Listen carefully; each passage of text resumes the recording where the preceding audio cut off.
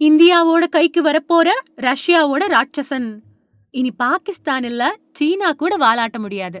India கிட்ட S-400 மாதிரியான சிறப்பான அதிநவீன ஏவுகணை மறிப்பு சிஸ்டம் இருக்கிற நிலையில ரஷ்யா கிட்ட இருந்து மேலும் சில புதிய ஏவுகணை மறிப்பு சிஸ்டம்கள் அப்புறம் ரேடார்களை இந்தியா வாங்க இருக்கு. முக்கியமா ஸ்டெல்த் விமானங்களை கூட கண்டுபிடிக்கக்கூடிய ரேடார் சிஸ்டங்களை இந்தியா வாங்குறதுக்கு பேச்சுவார்த்தை நடத்திட்டு வருது.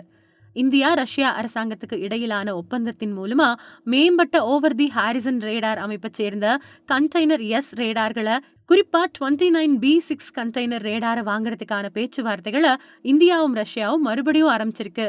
ஸ்டெல்த் விமானங்களை கண்டுபிடிக்கக்கூடிய வகையில இந்த ரேடார் சிஸ்டங்களை இந்தியா வாங்குறதுக்கு பேச்சுவார்த்தை நடத்திட்டு வருது. அதிநவீன ரஷ்ய OTH ரேடார் அமைப்பான கண்டெய்னர் எஸ் ரேடார் நீண்ட தூர வான்வெளி கண்காணிப்பு அப்புறம் பாலிஸ்டிக் ஏவுகணை கண்டறிதலுக்காக வடிவமைக்கப்பட்டிருக்கு. 3000 கிலோமீட்டருக்கும் அதிகமான கண்டறிதல் வரம்பு கொண்ட இந்த ரேடார் இந்திய வான்பரப்பை இரும்பு மாதிரி பாதுகாக்கும்.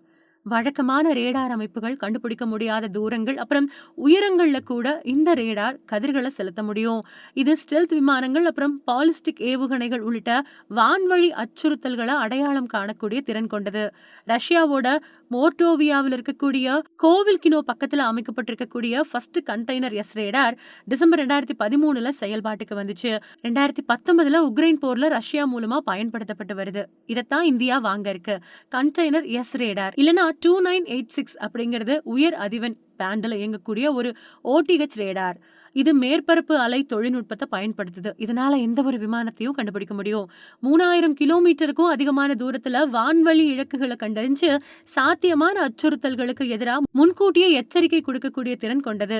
குறிப்பா பாலிஸ்டிக் ஏவுகணைகளை கண்காணிக்கக்கூடிய வகையிலையும் வடிவமைக்கப்பட்டிருக்கு.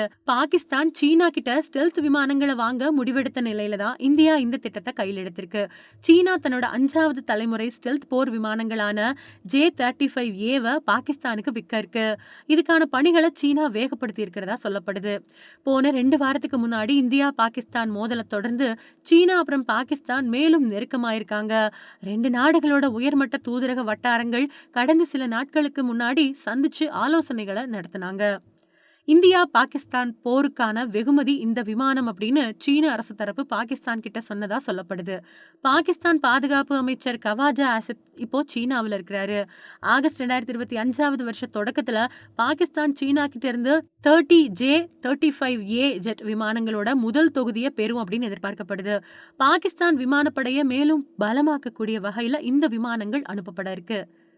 சீனா இந்த போர் விமானங்கள்ல பாகிஸ்தானுக்கு 50% தள்ளுபடியையும் எளிதான கட்டண விருப்பங்களையும் வழங்கி இருக்கிறதா உயர்மட்ட தூதரக வட்டாரங்கள் உறுதிப்படுத்துது. அதாவது கடனுக்கு விமானங்களை வாங்கிட்டு பின்னாடி குறைஞ்ச வட்டியில கடனை திருப்பி கொடுக்கலாம். பாகிஸ்தான் விமானப்படையில இந்தியாவுக்கு எதிரான செயல்திறனுக்கான வெகுமதியா இந்த நடவடிக்கையை சீனா எடுத்ததா சொல்லப்படுது. சீனாவோட நவீன ஜென் போர் விமானங்கள்ல இதுவும் ஒண்ணு. சீனா தன்னோட 5வது தலைமுறை ஸ்டெல்த் போர் விமானங்களான J-35A பெறுவதன் மூலமா பாகிஸ்தான் விமானப்படை புதிய வலிமை அடையுது. பாகிஸ்தான் சீனா கிட்ட ஸ்டெல்த் விமானங்களை வாங்க முடிவெடுத்த நிலையில தான் இந்தியா இந்த திட்டத்தை கையில் எடுத்திருக்கு.